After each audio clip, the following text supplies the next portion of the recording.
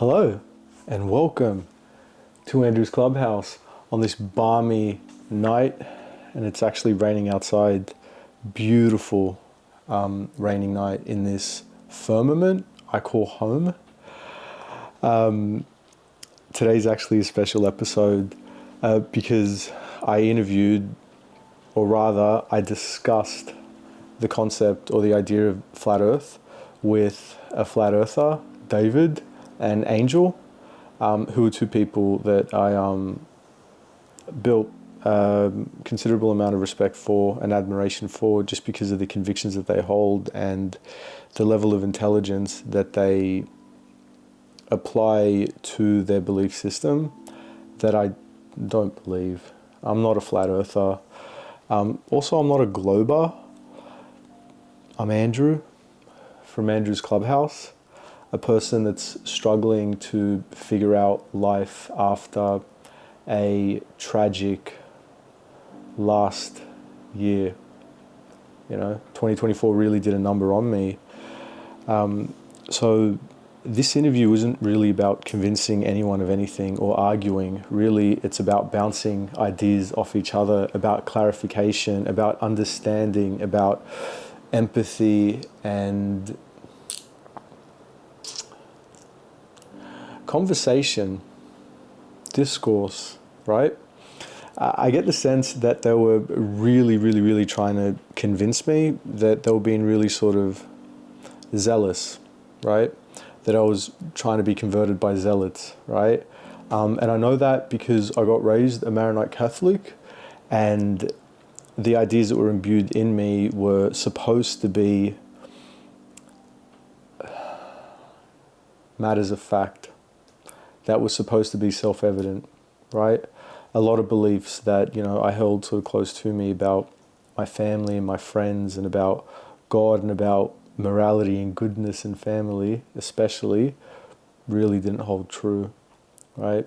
So a lot of my core beliefs decimated last year. So I got to repair. I got to rebuild and reconstruct, right? And having conversations with people about their different perspectives, for me, is such a healing activity for me, and that's what this thing is about. It's about healing, right? It's about talking to the other and finding understanding in the other, right? And I found that in a lot of ways. I understood how much they believed what they believed. I understood a lot of what I believe are misconceptions, right, that they hold true, right? And I also realized that I don't really know enough about the subject, to be honest. So a lot of times I just refer to other people because I think that that's a sensible thing to do. If you don't know, then, refer to an expert, I suppose, if you want, or not, because experts disagree as well, right? What I also found really interesting is that David, the flat earther, relies on his five senses, to discern truth, right? But I don't really believe in my senses at all, because I know how deceiving the senses can be. And also don't believe in science, right? I believe in God, let's just say. I believe in humanity. I believe in hope. And I believe in the quality of a good chat with divergent opinions, man. I love it. I absolutely adore it, So please enjoy this episode. No one's arguing, right? I ain't trying to convince no one of anything. They're trying to convince me of something, but, I just kind of drank it all in, right? Because the more I know, the more I can sort of discern and the more that I can understand. And I absolutely love that. And I hope you enjoyed it as much as I enjoyed partaking in it and creating this little work that I can offer to my audience. So thank you. And yeah, Enjoy. Bye.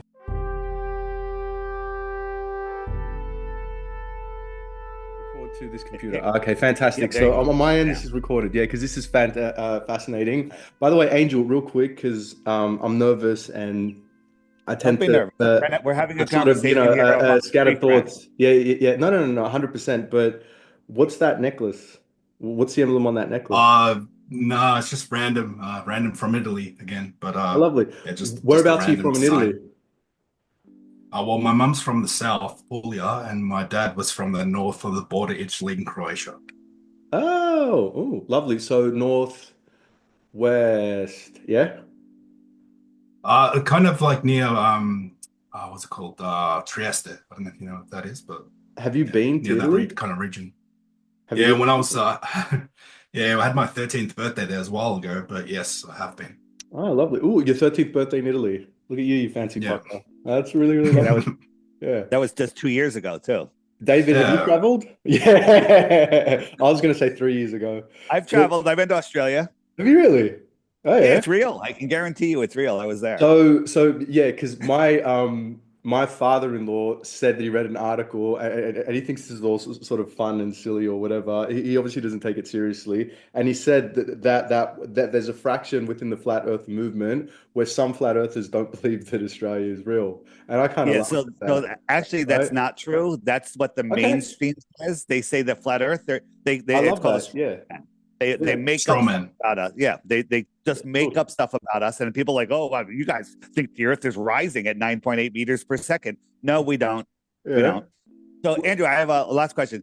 Can you tilt your camera down a little bit so you're not just a head? Just Yeah, make your no, here you go, yeah. beautiful, beautiful. We want you to look good. Thank you. Um, Yeah, look at you, all man. right, Yeah, looking after me. I really appreciate that. Thank you. no problem. All right, so we kind of started already, but we're starting right now. Yeah. Welcome everybody. Today we're speaking with Andrew Talk. Am I pronouncing that correctly? Andrew Toke. Toke. Okay, Yeah, Andrew Toke. yeah. And now we have Just Angels of pretend. Light. Yeah, it's Toke. Yeah, both these guys are in Australia. It does exist, as I said a moment ago.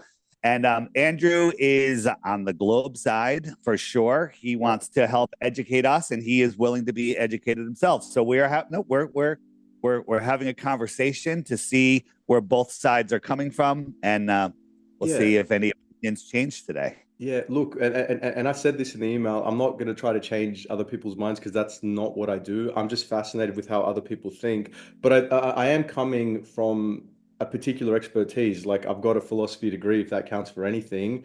And I love the notion of how people's sort of ideas sort of stem. It's called the study of epistemology, right? So I just want to Yep. understand why you guys believe what you believe, right? I'm actually genuinely fascinated.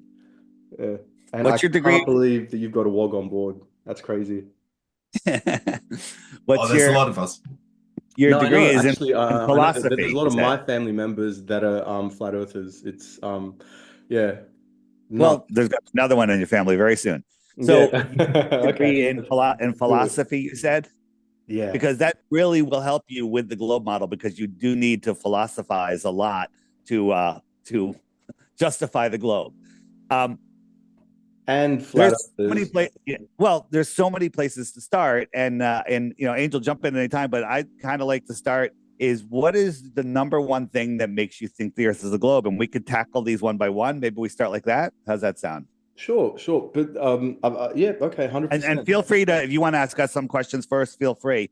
Yeah. As Yeah. you said before we No. started No. recording, It's you're really very new to interesting. this topic, so Yeah, we're no, ready. 100% I am. And I kind of wanted to come into this sort of fresh because I find the question like that quite confronting, right? Because you learn this in philosophy, like the most basic ideas, if you really think about it, you're not really very sure about it, right? So I believe that the Earth is a globe because, well, firstly, I'm a globetrotter, right? I love to travel, right? I've been up, on high up in the air, on long haul sort of flights, right? Did you go So to the north? Have you been to the north? Where have you been? yeah, I've been to the north. I mean, Christ, like last year I was in the Arctic Circle in Levi in So, Finland. so you Ooh, went okay, from yeah, sweet down as. here. Okay, So, yeah, look at so you you. went from down Yeah, you here got and you props. No. flew up over the globe and then landed up here somewhere, correct? No. While the globe, you didn't do that? No. It went from so the trajectory or whatever the direction that it took is from Sydney all the way up north, across America. Southeast Asia, and then up to Europe, right, and then to All Finland. right. So Oh, yeah, again, excuse the transparent parts. It's just my green screen. You flew up from Australia, then through Asia, and pretty much, so the plane flew up and around. That's the general direct. Yeah. That's pretty much it, and ended up basically like at the Arctic Circle, the Laplands, but basically, the sort of like, the top of the Earth. Yeah, it was really, really lovely. I've got a question. Yeah, go ahead. I'm not So lying. you felt. Andrew. All right. No, I'll get it. Andrew, just last thing, because there's three of us here, when one person's talking, let's try not to interrupt, let them finish the point, and then, we'll go have lots of back and forth. And it's easy. I step on people all the time, so make sure when I do that to you, you scold me, please. Yeah, so airplanes, as they travel over the surface of the Earth, they do not need to adjust for curvature or Earth rotation, ever. We have the pitch data to support this. So I've been in a plane myself too, traveling long distances. Yeah. And you feel the plane taking off, you feel the plane landing, you feel the plane turning. You do not ever feel the plane adjusting for curvature, because it doesn't do that. It actually flies with a positive attitude and angle of attack in relation to the horizon. Mm-hmm. Now, if the Earth is curving down and away from you, and I've debated many pilots, they always prove it's flat because they have to assume the Earth is flat and stationary when they fly, otherwise they crash. Mm-hmm. So in order for a plane to maintain lift, they have to have a nose up to the horizon. Mm-hmm. Now, in the dash of the pilot's windshield, I guess you could call it, is the horizon. It's sitting there. Now, the thing that never happens is the horizon never dips down and away from the plane, and they have a positive angle of attack in relation to it. So what does that tell you? In order for them to maintain lift and do this straight and level flight, mm-hmm. they have a positive angle of attack. The horizon never dips down and away. Mm-hmm. The other thing is, I was on a flight to Mexico, and the pilot announced that they're going to start descending. They're about 125 miles out from the airport. And if you ask a pilot, they'll tell you that they have to calculate how many feet per mile they need to drop to hit the runway. Makes sense, right? So 125 miles out, he figures out, okay, this is his angle of descent. But this is a flat Earth calculation. At 125 miles, the plane would be 2 miles too high if it didn't calculate for curvature. But no one ever calculates for curvature. So he's figuring his angle of descent. The Earth is sloping and curving away, allegedly, but they never calculate for it. They only use a flat Earth calculation. Top of descent, yeah. It assumes a flat baseline. Yeah. Okay. Now, let me ask you a question, Andrew. During the flight, when it got up to altitude and they leveled off, they came around and served you drinks or whatever, and you could drink your cup, no problem. And so you don't feel the you don't feel the plane doing anything. In straight level flight, it's literally flying a straight line mm-hmm. to a parallel Earth, and it's just following the trajectory of the Earth, which is parallel to the plane. Okay. I have an answer to all this. I mean, I think I might have an answer to this, because that in and of itself isn't very compelling to me. And part of the reason why is because, well, firstly, none of us are pilots, right? So when you say it doesn't account for the curvature or for the angle, like, what do you mean? Like, what would it actually look like, and how do you know? Like, were you the one flying, right? Yeah. Did you go into the cockpit and actually check? Because, like, I'd have to defer to, like, expertise on this. Planes would naturally follow the curve of the Earth just from the mechanics of the fact that the amount of lift will reduce as you gain altitude. And speaking of altitude, this is another misconception I've seen flat earthers making about this, that planes would have to drop thousands of feet to follow the curve of Earth. Except the altitude of a plane is its distance above mean sea level, so to follow the curve of the Earth means it wouldn't be dropping thousands of feet. It would mean it's keeping the same altitude, so it's keeping the same distance above sea level. And as for the idea of the plane having to nosedive to follow the curve of the Earth, this seems to root itself in flat earthers' struggles to understand relative directions and the sheer size of the Earth. On a diagram with a globe and a plane flying around it, from that fixed position at the top of the screen on Earth, yes, the plane looks like it's looping down and around. But from the plane's perspective, the plane's attitude is based on the ground below them. And let's consider just how much pitch down would actually be needed. The circumference of Earth is 24,901 miles, or near enough 40,000 kilometers. Average cruising speed of a commercial airliner is 550 miles per hour, which means if a plane had the fuel to fly far enough, it would take just over 45 hours to fly all the way around the world. So 360 degrees in 45.27 hours is just under 8 degrees per hour of drop, which is 0.13 degrees per minute. So, to follow the curve of Earth, the plane isn't doing some huge looping plummet, it's correcting at a rate of 0.002 degrees per second. For reference, when a plane takes off, the rate at which it's changing its pitch up is about 2 degrees per second, up to a takeoff angle of around 10 degrees. And even then, remember, every flight is different. This is undeniable proof that we don't have curvature. I hope you know that. You know, flying 15 meters above sea level at 1,200 miles per hour is very dangerous if it's curved, because you'd have to dip your nose every second that you were flying across the flat plane. No, you wouldn't, because the Earth is not the size of a basketball. How many times do we have to go through this? The Earth is huge. Yeah, I got to interrupt. Sorry. When you say you enjoy SCIMAN Dan's information, every single thing he says is just literally untrue, and he's just a comedian, and he will never talk to any of us live like you are. Okay, he'll never do that, because every single point he's ever made has been clearly debunked. Angel, you're able to share right now, but before you do, let me just show you this. But hold on, wait. I actually want to comment to that, because I agree with you totally. I actually reached out to him just because I figured if I'm going to reach out to you, I'll try to reach out to him. Ghosted me completely. He didn't react. He didn't anything. Like, I'd comment on his Instagrams, and I'd get like 50 people to comment on my comments, but he wouldn't say anything. And I messaged him, I DM'd him, I emailed him, absolutely nothing. Well, that's a lie. I don't look at him as like, a scientifically verified. I know you said he's fun. Entertaining. He's it's not fun, yeah, and he's joking. That's all that it is, right? I think it's slightly more entertaining than him, right? It's more than that. Yeah, no, 100%. But I suppose, like, I'm in agreement with him when he said the fact that, like, the Earth is so big that when it lands, it doesn't have to take into consideration the curvature of the Earth, right? Because the area for which, like, it's landing is this big. Yep. You're like, just speaking. Relatively speaking, I suppose. We right? agree. We agree that the Earth is so big it appears to be flat. However, at 125 miles away, just 125 miles, there's 2 miles of curvature drop. All right. So I adore this part, right? Because my best friend, Angel, my little angel of light, check out his TikTok. He's got a massive, massive following, right? Has created an app, a piece of software, right?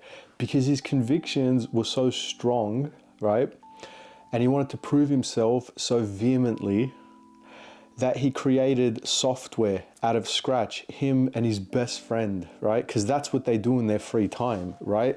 They have passionate convictions, and they reinforce their passionate conviction by creating a flight simulator, for goodness sakes, a very, very basic one, which is very, very humble about, but it says so much about the type of person that he is, and that they both are. Dave created an app with security issues, mind you, right? And he's been criticized about that. And Angel created his own little bit of, flight simulation software. It's impressive, for goodness sakes, right? I have to applaud him for that, right? Because at the end of the day, it doesn't matter, about the flight pitch and the nose down, the nose up, and the spheres and the sea and the blah, blah, blah, blah, blah. What matters is that how you express your conviction. right? If you express your conviction through a creative means by developing software, then in my opinion, that's laudable, that's lovely, and that's admirable. And I really, really, really like him for that. His opinions about the flat earth, it's fine, why not? But without further ado, this is Angel's app, which matters to me more than, everything else, strangely, but that's just the way that I think. All right, love you, bye. But yeah, I did want to show you something. Yeah, go ahead. Go ahead. Let's see if I can share. I've got, it's very, very early stages, but it's an actual flight simulator. Now, I've got two models on here, one flat, one globe. Did you do and this I'm going to show yourself? you. A buddy of mine did. Oh, yeah. It's very early stages, but it's enough to actually show you how it works now. So it gets up to altitude. I'm going to level it off. It's flying straight now. This is how pilots fly in reality. Now, what you're going to notice is that, yes, this is actually a globe, and they admit they never need to nose down. Mm-hmm. They don't need to do it. But the thing is, if you're flying a straight line over a globe, like I said earlier, the horizon's going to dip down and away from the plane. So already you can see in the top right here, it's gaining altitude. And if I speed it up and, get it to speed, mm-hmm. look how much feet it's increasing in altitude. Now they don't need to nose down. If they flew, I've debated many pilots, if they flew from the North Pole to the equator, to the North Pole to the South Pole, if that's possible, if they ever did it, they would not need to nose down. But look how high I'm getting. Look how high I am. I have to nose down. In order to keep up with that curve, I'm going to be in space soon. I'm at 60,000 feet. It's just going to keep increasing. I have to nose down now. Okay. See, so I'm nosing down now to keep up with the curve. Yep. And you're saying that pilots don't nose down. Now you did say a moment ago we're not pilots, and no, we're not. I don't think Angel's a pilot, but I have, and great flight simulator.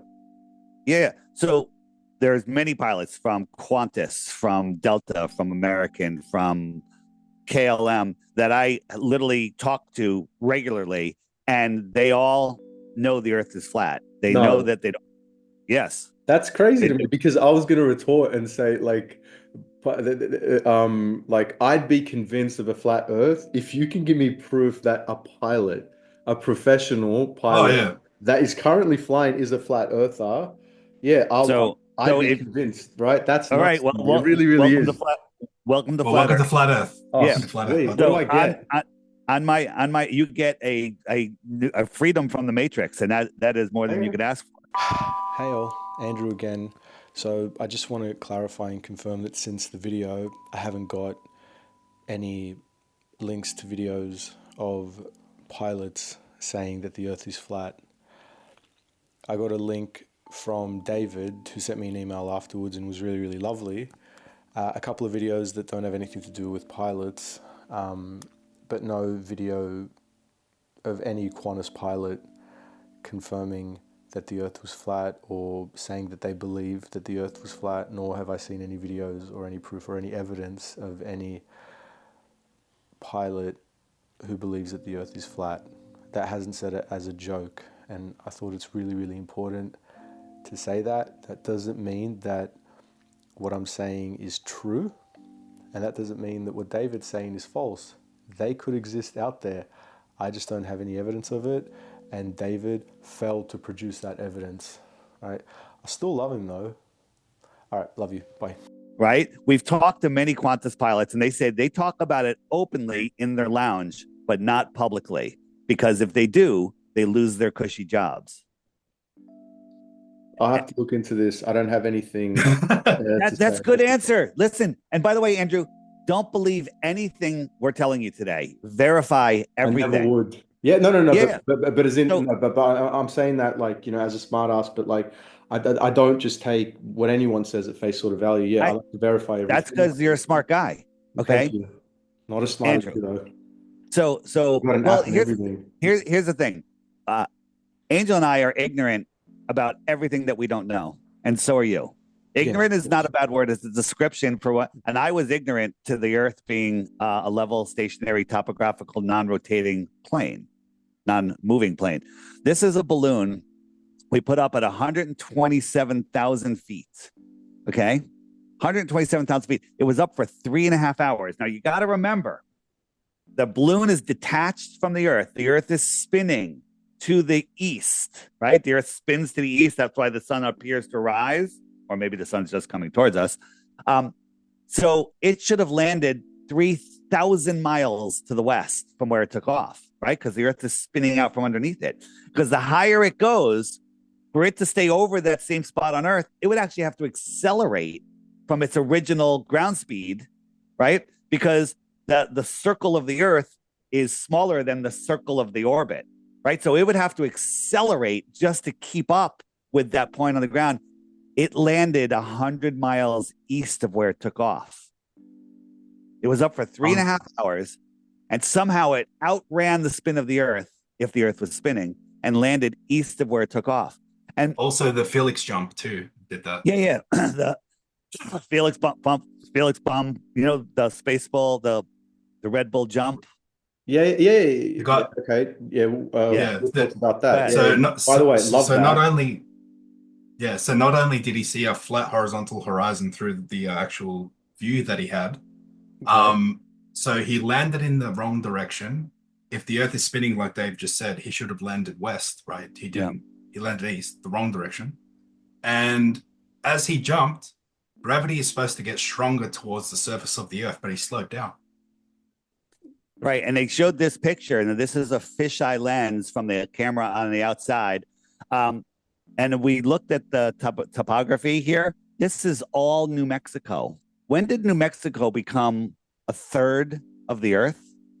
Right? So this is proof that it's a fisheye lens. This is what everyone's like, oh, look at the Red Bull poo. Look, you can see the curve of the Earth. That's what I was going to say. It's all New Mexico. All of that is New Mexico. Okay. Right? But there was one camera that wasn't a fisheye lens, and it was in the cockpit that he got in.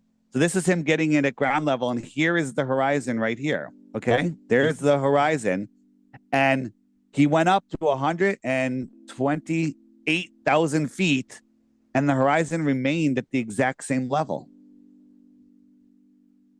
Okay. Now, as you go up, the farther up you are, the farther you can see. The farther you can go out, the more the horizon will drop away. Mm-hmm. Right? And yeah. So that just doesn't happen. But here's the thing. I think I made my image a little too big today somehow. At that height, the Earth curve calculator says we could see 618 miles to the horizon. So if you were on the Earth and you wanted to see something that's 618 miles away, it would have to be 250,000 feet tall for you to see it, because the Earth curve would hide it. That's just on the ground. Yeah. Now raise yourself up to 128,000 feet, and the horizon would be 381,000 feet, which is a height that you can't even fathom below, but it's exactly where it was when he was on the ground. I've got a good thing to share now. Just a quick video on it. Go for it. So can you guys see my screen? Yeah. Yep. So this is when he was at altitude, just before he got out of that chamber to jump. And I overlaid what it looked like at ground level, which, I mean, it's exactly the same. Oh, that's awesome. That's awesome. So look at this. I mean, there's no curve. And then they had to actually admit that there's no curve, because when we send up our balloons, we don't see curve at that height. We don't see curve at 65 miles, let alone 23 miles, whatever this was. And inside the capsule, I'm just going to quickly share again. So just so you understood what he just showed there, the outside camera is a fisheye lens, and it showed the curvature of the Earth from ground level. So we know that it's fisheye. And then we matched it to 128,000 feet, and it's the same curvature. That's unexplainable on a ball.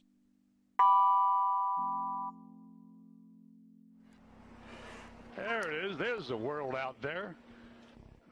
And that dude who jumped out of a perfectly good balloon, what's his name? Felix Baumgartner. He would have been about 2 millimeters above the surface of this globe. That's his edge of space jump.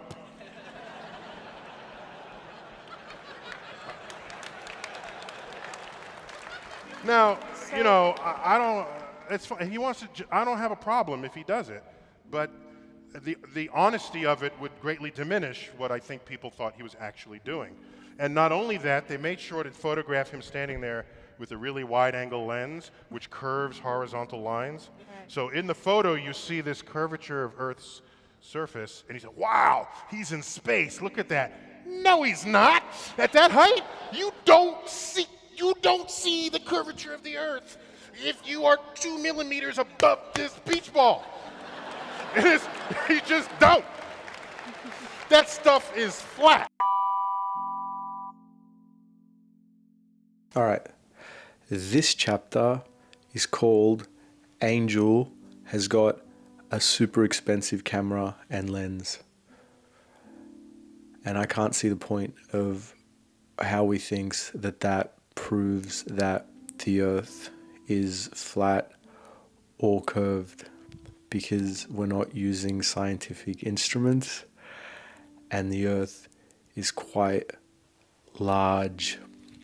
It's really interesting what Neil deGrasse Tyson said, that Felix Baumgartner, from the height that he jumped out of his balloon, was the equivalent of being 2 millimeters above a beach ball.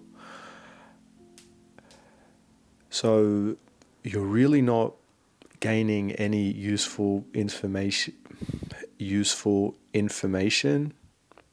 right?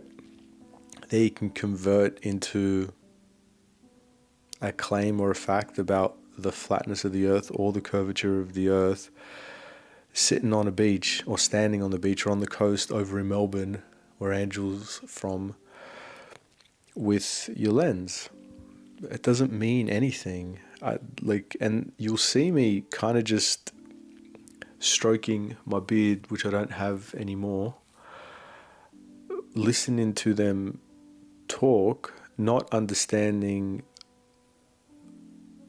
how they believe that this either affirms or negates the flatness of the Earth. It's nothing. It's hobbyists having fun with their zoom lenses. That's it. I still love them though. So now I'm going to show you something else that's very interesting. Yeah. I actually have done observations over the water, and I'm going to play it, and I'm going to pull the boat back into view. So hold on. So you can't see the boat, but as he zooms in, go ahead. As he zooms in, all of a sudden you can see it again. So this has to do with several things. One of them is the angular resolution limits of our eyes. But look, there's that boat all of a sudden. Mm-hmm. Right. So now the other thing is, they're telling you that the horizon's curving down and away from us in all directions because it's a ball, right? But the lucky thing I got in this image, or in this video, was that there was a buoy that was closer to us than the boat. Now, this is the interesting thing, because you couldn't see the buoy or the boat before I zoomed in, so they were too far away. But my question is, if the Earth is curving down and away from us in all directions, then how come the boat in the distance appears higher than the buoy that's closer? If it's curving down and away, why does it keep rising up? And the reason for that is because it's all optical. It's all optical. Like the hallway, it's just rising up. Let me show. Stop sharing for a sec. So right in this picture here, I got a mountain and a boat, right? A mountain and a boat, and we're zoomed in. So our consumer optics have outgrown their lives. But when we zoom out, watch what happens. Not only to the boat, all of the boats and the mountain, they just disappear. And if I didn't have that zoom lens, people would be like, "Oh, that mountain is." I'm not actually sure how far this one is specifically, but they'd be like, "Oh, you can't see it because of the curvature of the Earth." No, you can't see it because you can't see it because of angular resolution limits of your eyes. Yeah. Somebody just sent this video. Check this out. Okay. So again, we got nothing out here. He's zooming in. This is 26 miles away, and we get the NASA launch facility. Now, maybe there's a beach here. You can't see it. You got these trees here, Now, you know, as things go into the distance, they get smaller, right? It's big, it's small, right? So if we push that NASA building farther away, it would get smaller and it would dip down below the trees, right? Of course, yeah. Of course. Okay.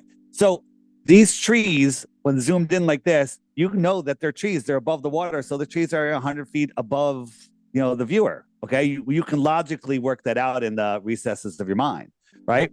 So when we zoom out, watch what happens. All of this becomes your apparent eye level. All of this. Yeah. At that point, yeah. At that point, all of it. So now you have to imagine the sun. If the sun was going away, anything above that is going to go beyond it and disappear. It's going to look like it's disappearing below it. But and I just noticed in this right now, I'm going to stop right here. Look, here we got a buoy in the foreground, and everything's getting higher in the background. Yeah. Everything's higher. Everything should be sloping down and away from you. You, from your point of view, are at the top of the world at all times. And everything, the farther away it is, should be going sloping down and away. But nothing slopes down and away. It all ramps up to your apparent eye level. And by the way, remember, when you go up in altitude, the horizon raises with you. So remember, previously we showed you the Felix Baumgartner jump, and the horizon was right in the middle of his opening there that he jumped out of. Yeah. Yeah. So if the Earth is curving down and away, the second you go up in altitude, if the horizon's Earth curve, it should just curve down and away. But even all the way up at that altitude, 127,000 feet, it was still there. Yeah. No, I understand that. I actually made a note about the Red Bull jump thing because I think that's really interesting, and I don't really have much to comment sort of about it, but I do want to research that a little bit more. You can, they did two other jumps before that one. They did two other jumps, but they didn't use GoPro fisheye lenses on them, right? And if you could find the footage on that, they're all level and there's no curvature. Then they changed the cameras, and then that's what they aired. Okay. But I want to show you something on angular resolution, going back to the horizon as well. So there's another video I have where this is how the horizon works. Okay, so I've got my flat kitchen table, right, and you can see the reason why I put the camera at the edge of the table is because the horizon ramps up optically again, right? Yep. So even though we know it's actually below us, due to the angle of our eye, it raises all the way up. See that? And that's all this is doing. It's creating the horizon on a smaller scale. So now when I play the video, I reveal the boat, and you can see that I've put a screw behind the cap, right? So you're seeing the top of the table. Yeah. And then you zoom back out, and there you go, right? So now there's a coin on the end of the table, right? And as he zooms in, it reveals the coin again, right? Yeah. So then you put the coin down, and you can still see the coin. It's on top of the table. Yeah. Right? Yeah. So this is how the horizon works. It's an optical location. It's the limitations of your vision. It's the vanishing point. Yeah. No, People that do. Yeah, I understand how horizons work. Let's call this chapter The Infinite Void and the Miracle That Is Life, right? Co-authored by God. Now, Angel's going to talk about the atmosphere and the impossibility of the atmosphere and pressure on Earth, given us being a speck in an infinite void that is the universe, that is space, right? And he believes conceptually that the atmosphere is an impossibility, and he'll give you an example of pressurized sort of container and a valve, releasing sort of pressure and all this sort of stuff. And, it's all well and good. At this point, we're just talking very kind of conceptually, and we're not really in science or even trying to be scientific. We're just being in speculation, and, I think we weren't really in science. No, we were. I think we were being good scientists, all of us together in our amateurish sort of way, let's just say. this chapter, we get conceptual. We talk about God. And I'm here for that, right? Because I'm quite religious in a sense. You know, I do think that life is a miracle, that the world is a miracle, and I am infinitely grateful to be alive and to be present in this world, right? Whether it's a flat earth in a firmament or a globe that's a speck of nothing within an infinite sort of universe, I think whatever's brought us here is quite miraculous, and I'm quite grateful for that. And whatever you choose to believe, whatever conviction you hold to help you make sense of this bewildering existence, because it is. I mean, within a scientific framework, the universe came from a big bang, which itself sprang from a speck, an infinitesimal speck, nothing. And within a moment, there was everything. In an instant, in less than an instant, in an impossibly quick amount of time, the universe was born. And some philosophize that God bringing life into existence through his mere utterance sounds like the Big Bang, let's just say. And I like that. That's my own sort of personal conviction that I hold, that I'm sharing with you guys, my best friends, because it's something special that I hold quite dear. You know, it's a strong kind of conviction, you know, and I've always been comfortable with the idea that life doesn't really make sense. We can make sense of it, right? We can make sense of it through the scientific kind of framework, right? Through experimentation, and all that sort of stuff. And that's fine, right? But the essential kind of fundamental truth that kind of burns inside me is that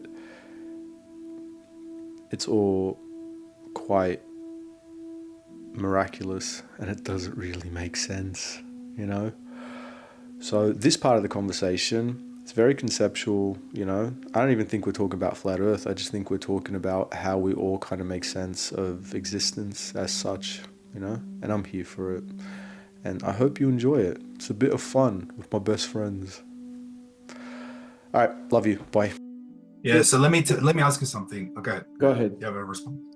Okay, Yeah. so Yeah, you don't need to believe NASA, you don't need to believe anything because space violates natural law. Narnia doesn't verify Narnia. If I show you a video of me in Narnia, you don't believe in Narnia because it doesn't exist, right? So let me do it very simply for you. Well, let's say we're in a car and it's closed, okay? And we spray a Lynx can. The gas spreads out in all directions and you can smell that perfume everywhere in the car because that's how gas behaves. It fills available space and expands out. Yep. Yeah, gotcha. If we open the windows, what happens to that gas? Goes out the window. Right? Okay. Right. So we're some sort of clever point. So we're breathing air right now, and they're telling us we're coexisting next to a vacuum without a container. Now I'm going to show you what happens. We do have a container. Because I think I was anticipating something like this, right? But the atmosphere acts as that container, correct? So let me answer that. According to the globe kind of model, right? That's the cap, right? At our atmosphere. No. Okay. No. So atmosphere is a contradiction. Atmos is air and sphere is the shape. And gases do not take on shapes. They take on the shapes of their container. Mm-hmm. And they have to be contained. In the gas laws, there's no gravity anywhere. It's pressure over volume and V. V is the volume, is the container of the gas.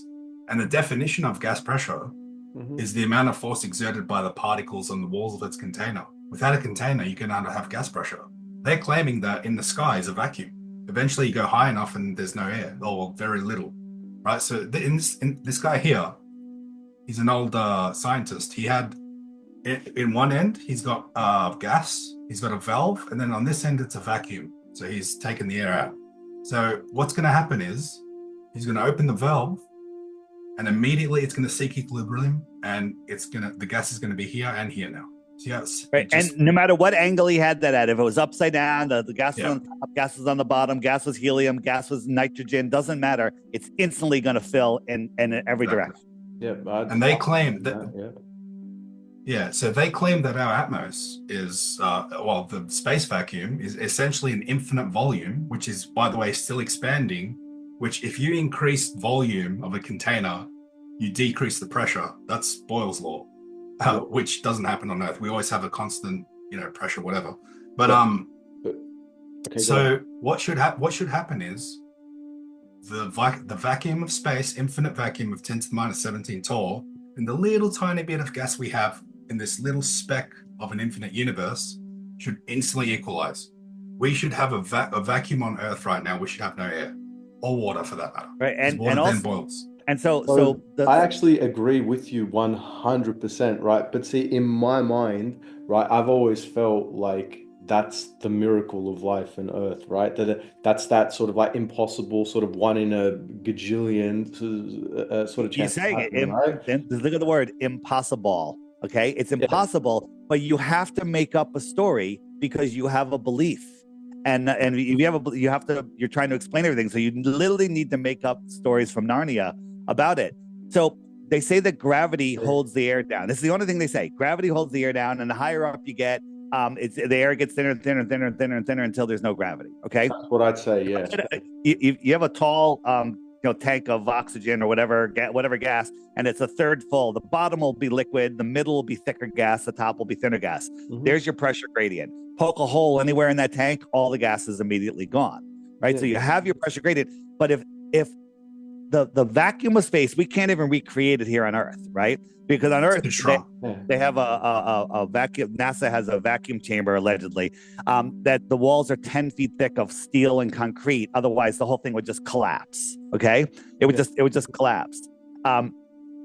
So gravity's holding the air down. I'm down here on Earth where the gravity is the strongest. It gets weaker as you go higher, allegedly.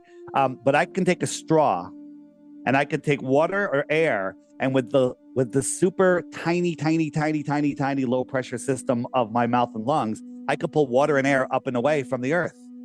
How come I can suck water and air up and away from gravity effortlessly, but the Torr 17 vacuum, which you can't even fathom, can't?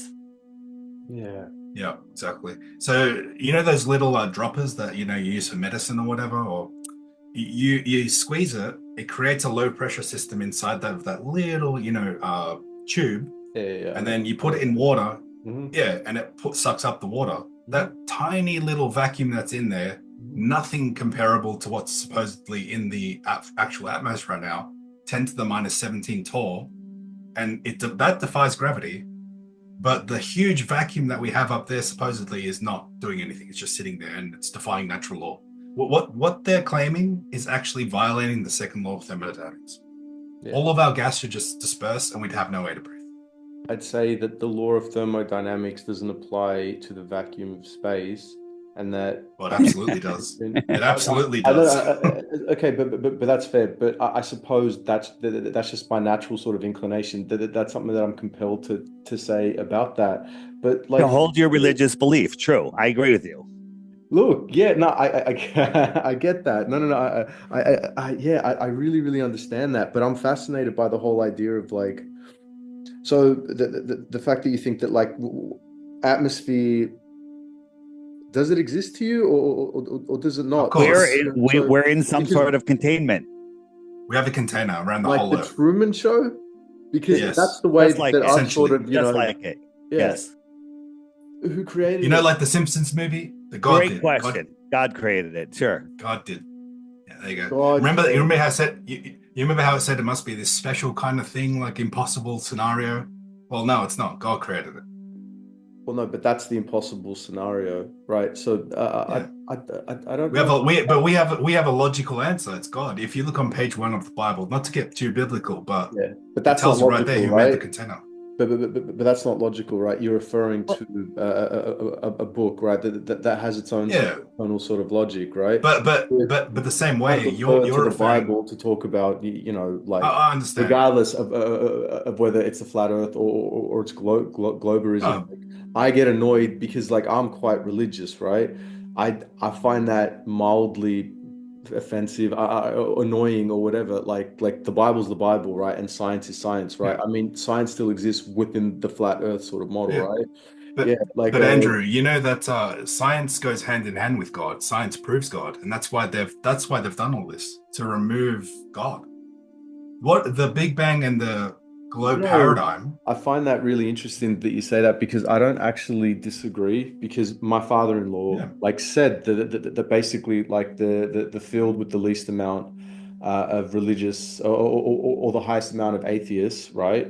People that don't believe in God are like, you know, basically the STEM fields, right? Something like, you know, 0.9% of scientific academics kind of believe in God, right? I science get that proves if God. you're scientific. So here's the thing. When before Flat Earth, agree with that. I'm so sorry, David. Go ahead. Hold on. We're gonna stick on the Bible just for a minute. But before Flat Earth, I was researching all sorts of things, and anytime anyone would bring up the Bible, the Quran, anything religious, I'd write them off as religious kooks. I was an atheist. If that's I don't know what I was, but I didn't believe in God. I believed in evolution. But if you look at in the Bible, it says that the human body is made up of 6 elements: oxygen, carbon. In reality, the human body is made of oxygen, carbon, hydrogen, nitrogen, calcium, and phosphorus. 0.85 is other materials, okay? And so in Genesis 2:7, it says God formed humans from the dust of the ground, right? Mm-hmm. So if you look at humans, we come in all different colors, okay? What comes in all different colors? The earth comes in the same colors as humans. So we were made from the dust in the ground. Interesting analogy. Analogy. Yeah. Interesting. But here's the other thing. Also, God said, creative, quite poetic, right? Sure. You know, because God created man. That inclined, right? Yeah. God created man, and then how did He create women? Do you know? He said Adam's rib. Adam's rib. How many bones in the human body? Angel, 206, I think, is the number. Yeah. Whatever. Like that, yeah. So, but only one bone is capable of regenerating, and that's the rib. Okay. No, what are you talking about? Yes. Because when you said bone bone can regenerate itself from nothing. Not just mend, but it can. A rib can regenerate itself. So I didn't know that. Yeah, and it's the only one. So either the writers of the Bible were extremely lucky in guessing all of this, or maybe it was divinely inspired. I do think the Bible was divinely inspired, right? I really, really do. Okay. I don't think that it's a scientific sort of work, but I think it's the most scientific book. It's everything in it. I think it contains like essential truths, right? Moral truths, right? But science, at least the way that I sort of understand it, right? It's something separate, right? But it does, in my opinion, it does get to deeper truths that science can't really sort of get to. I think it's a higher kind of truth. There's no explanation in evolution how the rib can be the only bone that regenerates, and that the Bible said that God created woman from Adam's rib. There's no explanation in the heliocentric world for that. No, but I mean, you know, like again, it's a metaphor, right? So perhaps, you know, it was identified that you know, ribs can regenerate, right? So that sort of led to this sort of, you know, pontification or this poetic prose on the meaning of the rib and the fact that it can regenerate, right? So a rib was removed to create. Wait a minute. Why is that poetic prose? Why is that poetic prose? When it's lovely. Well, it's the truth, though. It's scientifically proven. Yeah. It doesn't. No, and I'm not saying it's false. I'm just saying it's more poetic than it is scientific, right? But I mean, and also in and of itself, and it's beautiful in the fact that it's scientific and true. That makes it poetic. We're poetic. We're beautiful human beings in this incredible soul system, a system built for souls to have experiences.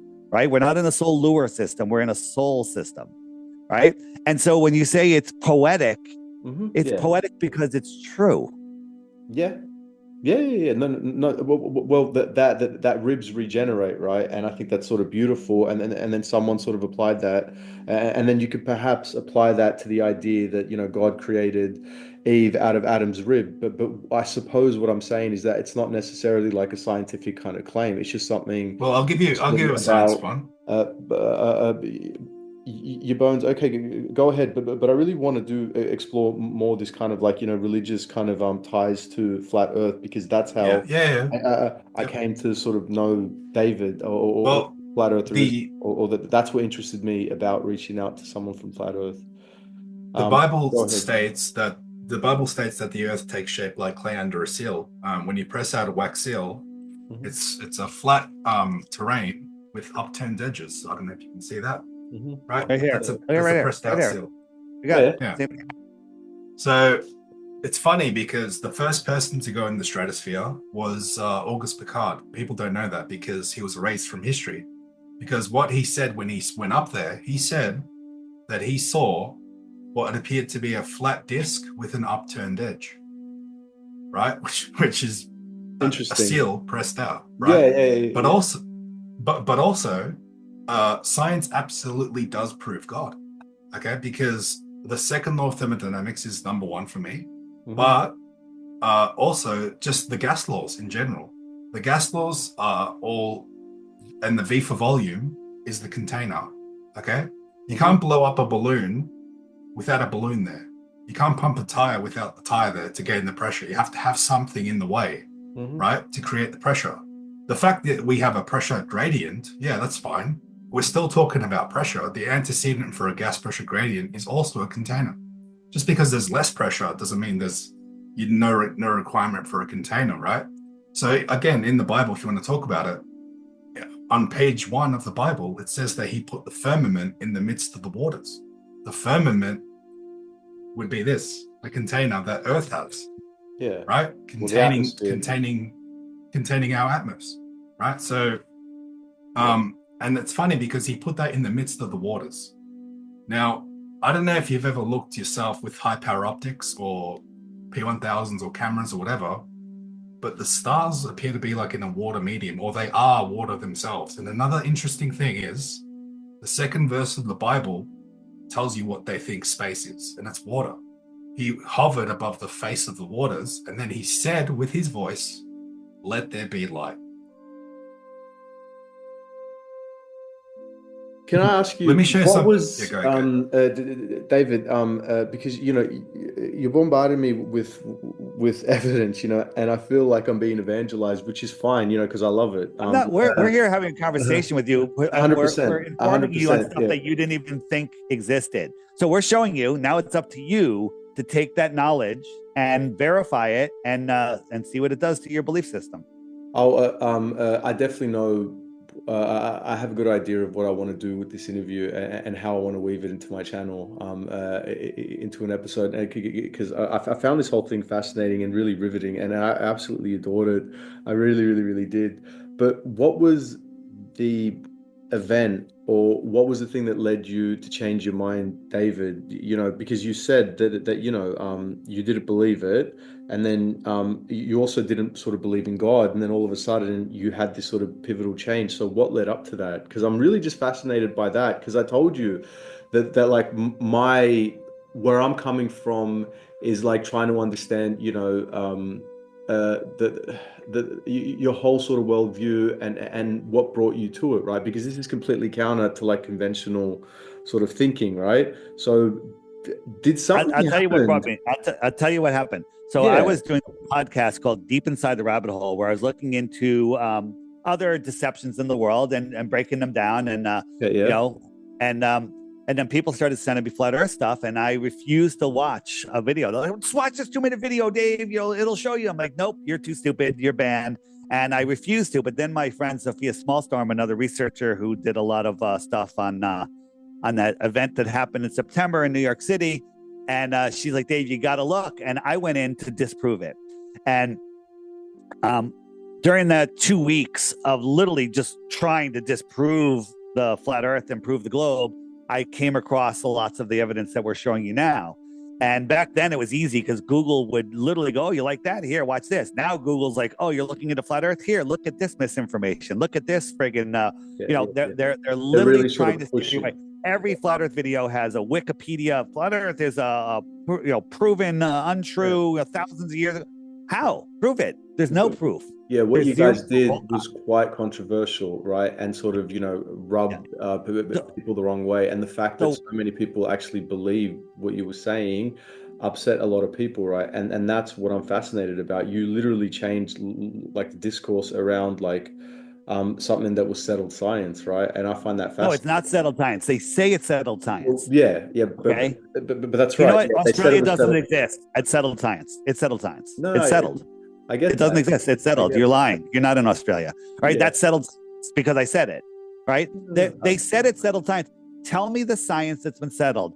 I offer 3 Bitcoins for 1 proof the Earth is a globe. 3 Bitcoins, 1 globe proof, right? And nobody can come up with one. Why is that? Why is that? Why is that? And so you asked me what got me. I said, well, I've lived in the same town my whole life. And boats over the horizon. I've seen it. I've seen boats go over the horizon. And so this isn't I actually zoomed in on a buoy that was over 10 miles away and I could see it. I went down and I literally had a perfectly calm, cool, flat water day. Not only could I see the buoy, I could see the water beyond the buoy, right? The buoy should have been behind 60 feet of curvature, right? And so here's right now, we don't see a boat, and we showed you this before. But as we zoom in, we're increasing the angular size. And as we increase the angular size, all of a sudden you go, oh, look, there is a boat there. Now, am I zooming over the curve or am I just bringing things back in? Now, my finger here, I'm going to zoom all the way in, can't hide that boat. But if my finger was a wave in the foreground, as it goes away, it's going to make the boat disappear from the bottom up. See how it's disappearing from the bottom up? Because these waves, it's how our eyes work. And now a glober will say, oh, it's over the curve. But it's not over the curve because I can't zoom over the curve. Yeah. I can zoom into the horizontal eye zone or horizon. Vanishing point. The curve eye zone. Yeah. And that was the evidence that was the first one. That was the first one. And then the more you look, the more you test, the more you stop believing, and the more you stop verifying, the more you start verifying, the better thing, the more you can see. Here's 123 miles away. This is from Mount San. I always get it wrong. San Jacinto. Okay. I always say it wrong, and I just have a mental block. 123 miles away. There should be 7,000 feet of curvature. We should just see the tippy top here. But this is with an infrared lens. Take off the infrared lens, blue sky.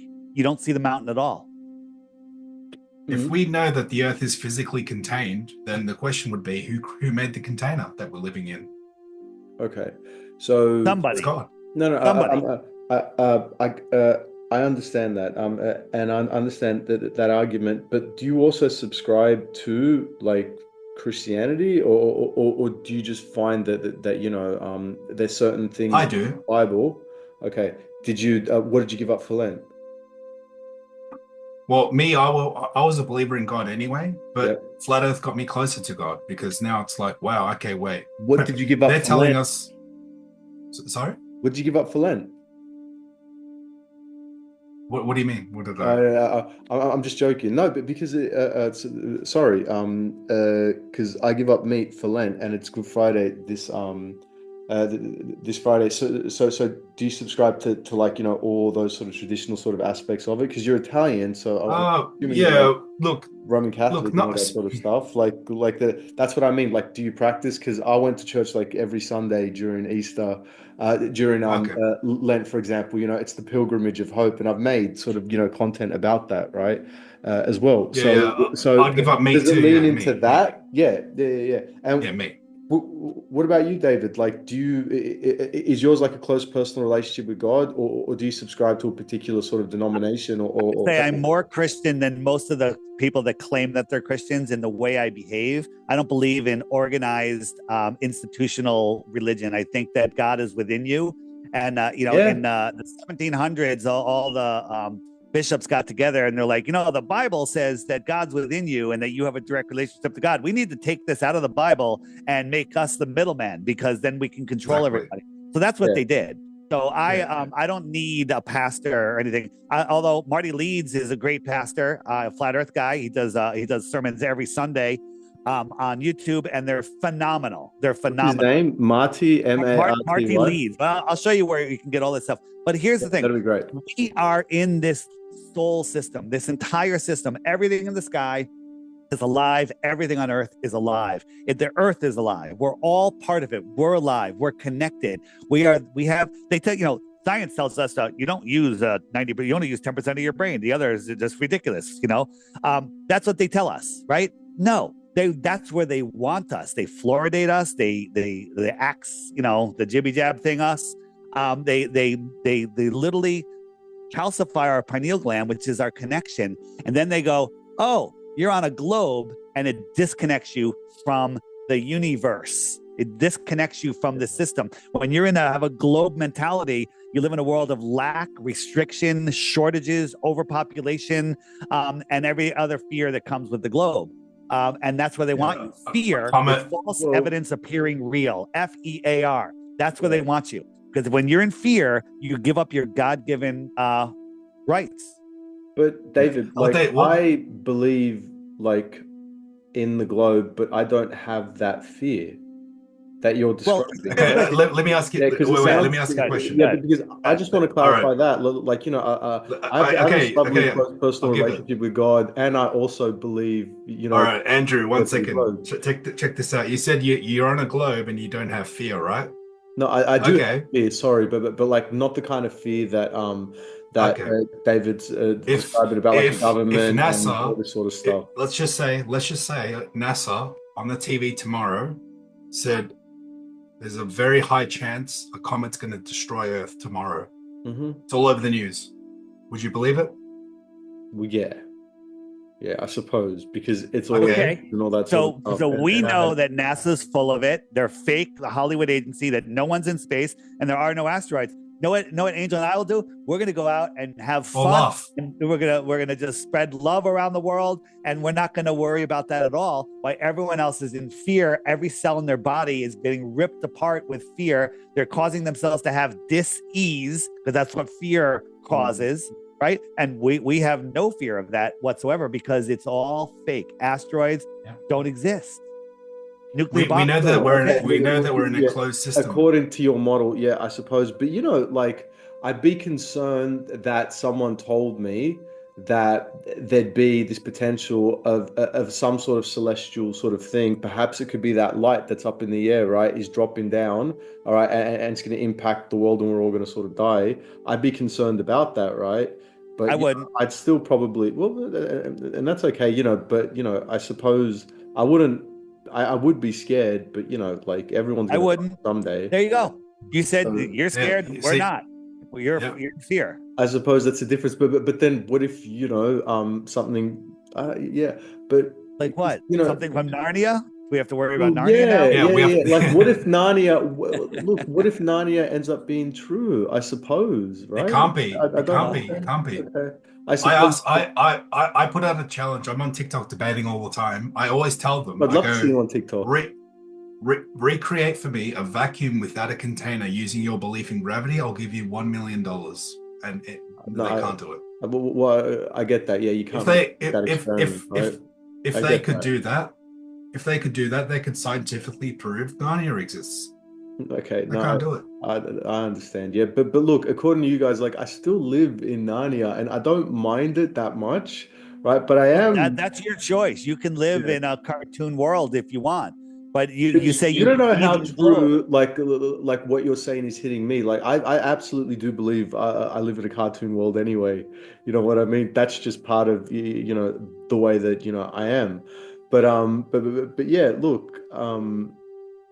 I just wanted to go somewhere else. I find really, really, really compelling and fascinating. I really, really, really do. But what I'm most sort of fascinated about is how strong both your convictions are and what you've built based on your convictions. I love the fact that Angel created a flight simulator, and David's got a super successful app. I found out recently on your Instagram that you got interviewed by Roseanne Barr. And I'm like, Yeah. how the hell did you accomplish that? That's super impressive, right? For like, just like a lowly kind of, podcast. Because she has an inquisitive mind. She is very She does. interested. No. Yeah. She does. No. Look, she. You can find that interview on my website, by the way, flatearthdave.com. Just go to the interviews tab. All right. Look at you promoting. Yeah. No, Well, I'm promoting. But I'm also, promoting. The reason I I'm promote this is because I want people I'm to joking. find information. No, it's okay. Google is hiding this information from you. That should be enough to make you want to look into it, right? Whatever the main further, look the other way. Further in terms of self-promotion, and I'd say I've found out about your Roseanne Barr interview through your Instagram account. So also subscribe to David's Instagram account as well. You'd get, all my social media stuff, and please subscribe to all my channels is on flatearthdave.com. You'll see all of, just click them and subscribe. I got some great YouTube channels. I got shorts. I got my long interviews. I've got my shorts, my channel DITRH, which is all short to the point videos. People only have like 2 minutes to watch something, or an attention span of 2 minutes. Yeah. So a lot of your examples angels _of_light on Instagram. Follow him. He does lives. The guy never sleeps. And he does these lives, and he has Globers come on all the time, and basically I'm on the panel a bunch of times, and we have great discussions. Amazing. I put it in the chat of this live. I put a link to my channel here, Angels of Light, on TikTok. Angels of Light with underscores in between. Angels of Light. Yeah, I love that, by the way. Yeah. And so there's all sorts of stuff. And I encourage you to, on my website, I have a thing called the Crash Course. Start watching those videos. If you want to get my app, it's $3. And there's tons of resources on it, like the frequently asked questions page. What about gravity? Why would they lie? What about tides? Where does the sun go? All of these videos are being hidden from you. And one of my favorite pages on here is the Old World. Have you looked into the Old World yet? I haven't, no. Have you? Australia, right? Oh, really? Built by convicts, okay? Supposedly. Start with Old World Order. You can also find that on my website, Old World Order. It's an introduction to, we're not at the peak of civilization. We're literally at the finale of the movie Idiocracy right now. There was an advanced civilization here just a couple hundred years ago. Advanced, way more advanced than we are. And there's evidence of it everywhere. My Lunch Break, one of the greatest channels out there, breaking this stuff down. It's on YouTube, on every other channel. No, absolutely, man. Yeah. Look, Angel, any final words? Well, yeah. Look, do your own research. Dave's going to give you all the resources, because you're not going to find the resources, right? Because they've hidden it, they've buried it. But once you do, and even do your own observations, learn the curvature formula, you'll debunk the clip. Yeah, I think I'm definitely going to do some research, because I'm going to turn this into my own sort of episode kind of like thing, and I'm super excited to sort of sink my teeth into it. This has been an absolute dream, really. I've had so much fun with this, and I love sort of being challenged, and I love sort of critically thinking with you guys, man, and I'm fascinated by your world belief, and also just how hospitable both of you guys are being to me. Thank you so much for inviting me on, and thank you for this experience. It's been really. Andrew, you were a pleasure. I believe you're an honest guy, and you got some research to do. And the thing is, it's just easier to believe. As I said earlier, Crow 777 Radio says belief is the enemy of knowing, but I've taken it one step farther. Belief is the lazy man's knowing, because it takes no effort to believe whatever you want. Yeah, no, and I'd say you have to work hard for your beliefs, right? You have to look hard. Beliefs are easy. I believe you're in Australia. It's easy, okay? But knowing, you have to work sometimes hard. Knowing takes time and effort, and people just looking for the easy way out. Yeah. And for me, part of what led me to you is being challenged, right? And really sort of testing what I believe or what I thought I knew. Let's just say, right? I respect Andrew. Go to my website, flatearthdave.com, and also make sure you follow Angel and start listening on others TikToks. You'll love it. But go to I my definitely website, will, Andrew. scroll down, you'll see a big picture of me. It says Crash Course, and there's a list of videos there. Watch the first 5 videos. Turn off Netflix for a week, and just each night watch one video a night for the next 5 nights. If you do that, the next time we talk, you're going to know the globe is 100% nonsense. It's a big call, Dave. I don't think you know. It is. Okay. Look. Okay.